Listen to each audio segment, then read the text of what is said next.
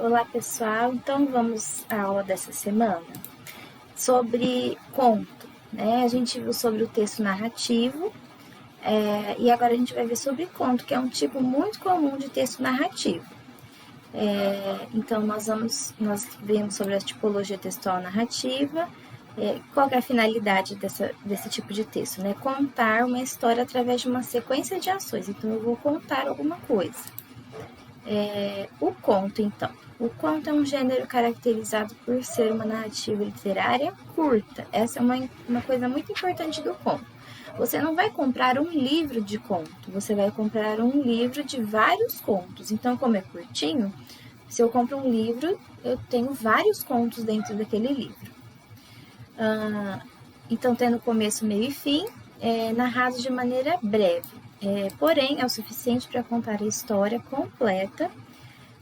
São histórias inventadas e não precisam estar de acordo com a realidade. Não é a mesma coisa de você escrever um diário, de você contar uma experiência sua, pessoal, tá? Não precisa ser real. Pode ser real? Até pode, mas não tem necessidade de ser real. O conto possui elementos e estruturas bem marcados, sendo que o tipo de história, né, o enredo, pode indicar o tipo de conto que estamos lendo. Existem vários tipos de conto, mas todos têm aquela estrutura, aquele jeitinho da narrativa.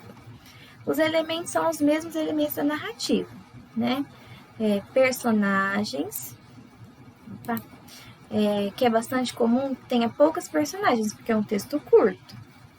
Narrador, a depender do tipo do conto, o narrador e o foco narrativo mudam, podendo ser narrador personagem, observador ou onisciente, depende do tipo do conto, qual é a intenção.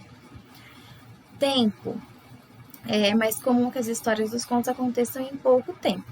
Pode acontecer que seja que tenha bastante tempo, mas é mais comum que seja em pouco tempo. O espaço é mais comum que o conto ocorra apenas um ou dois espaços, ou poucos espaços, né? Porque não tem tamanho de linha suficiente para ter vários lugares a serem apresentados na história.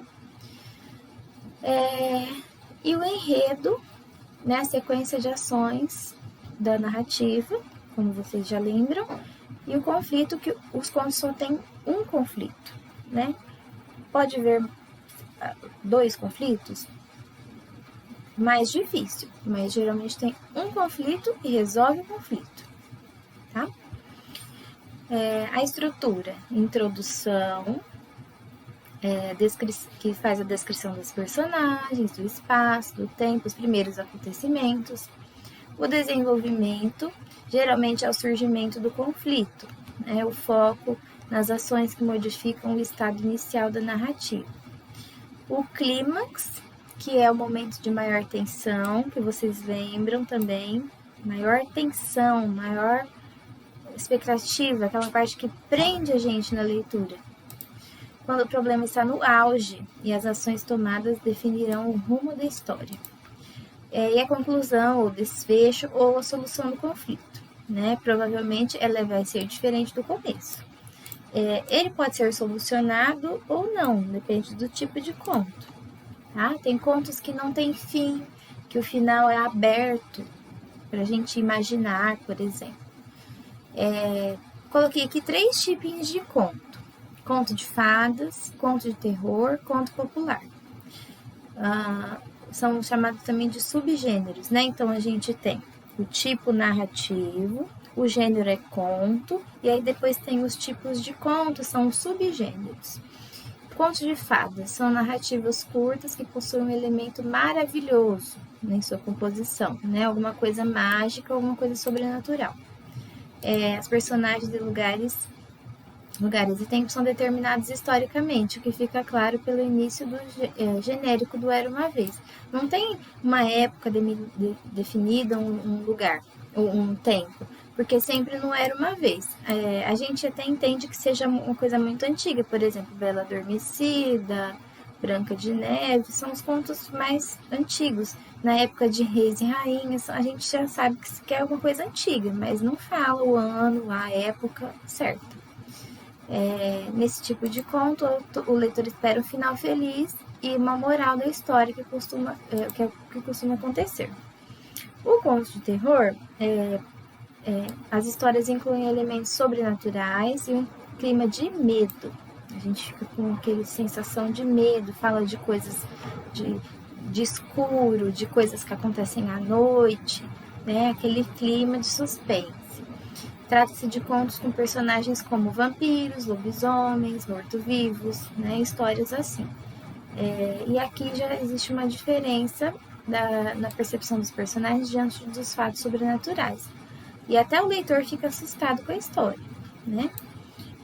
Nem sempre a narrativa acaba com um final feliz. Pode acontecer alguma coisa horripilante, uma coisa terrível, e o final não precisa ser feliz. O conto popular é um dos mais antigos e mais comuns. Por exemplo, ele é chamado também de conto tradicional. Ele é um texto narrativo criado e enriquecido pela imaginação popular. Então, é criado por uma cultura de um lugar, criado e contado para procurar deleitar, entreter e educar o ouvinte. Então, aconteceu alguma coisa numa determinada cidade, e aí aquela história vai se espalhando de boca em boca. As pessoas vão contando dos pais para os filhos, os avós contam para os netos. A sua origem perdeu-se no tempo. Né? Ninguém é dono dos contos populares. Cada povo e cada geração conta-nos à sua maneira. Às vezes corrigindo e acrescentando um ou outro detalhe no enredo. Né? Por isso que a gente fala, quem conta um conto aumenta um ponto. Quando vai contando de pessoa para pessoa, as pessoas vão mudando a história vai se modificando, se reinventando. A atividade sobre esse texto aqui, né? Ela foi escrita pela Clarice Lispector, que é uma escritora muito importante da língua portuguesa. Ela escrevia bastante contos, e esse aqui, Felicidade Clandestina, é um dos que eu acho mais bonitos. Vocês vão ler ele com bastante atenção. Vou enviar também um vídeo em que alguma pessoa lê e você escuta a pessoa contando a história, tá? Também tem isso daí que eu vou mandar. E as atividades são sobre esse texto, né? Então, vocês vão ver que é um conto, tem começo, meio e fim, tem poucas personagens, é um pedaço de tempo curto, tá? Não se esqueça, né? Não sei se vocês se lembram, Felicidade Clandestina. Vou dar uma pista. O que é uma coisa clandestina? É algo fora da lei, algo que não está certo, né? Por que é uma felicidade clandestina? Uma felicidade proibida, né? Seria mais ou menos assim. Os 3 primeiros parágrafos formam a introdução do conto. Neles são apresentadas as características dos personagens da história. Então, você já percebe que vocês vão falar sobre as personagens. Quais são as características delas? Né? Como elas são? Embora a filha do dono da livraria não tivesse muitas qualidades, a Alba fazia parecer superior aos olhos da narradora. O que era? Então, todas as interpretações do texto, tá? Da história em si. Aqui na atividade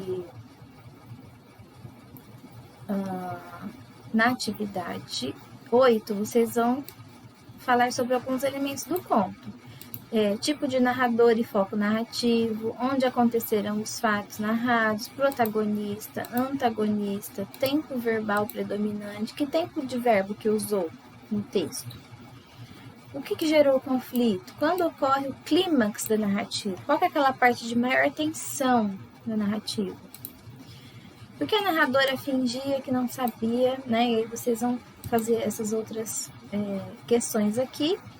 E a produção textual. Então, no conto Felicidade Clandestina, a narradora almeja muito o livro Reinações de Narizinho, de Monteiro Lobato. Até consegui-lo, passa por situações desconfortáveis. Já estou contando alguma coisa da história para vocês. Ela queria muito o livro. Você vai escrever um pequeno texto de 15 a 20 linhas. A gente já escreveu uma produção na semana passada, então um texto curto. Narrando uma situação que você tenha vivido algo semelhante, uma coisa que você queria demais e que foi difícil de conseguir. Conta como que foi, pelo que você passou, quais foram os desafios, as dificuldades, os conflitos, e aí até conseguiu. Como é um texto seu, você pode escolher se o final é feliz ou não. E caso você não tenha acontecido nada com você, você pode inventar uma história a partir disso, tá bom? Então, boa semana a todos e se estivermos nos vendo presencialmente, espero que podemos ler esse texto junto, fazer as atividades juntos, tá? Quem está em casa também pode contar comigo para tirar dúvidas quando quiser, tá bom? Um beijo a todos e até mais.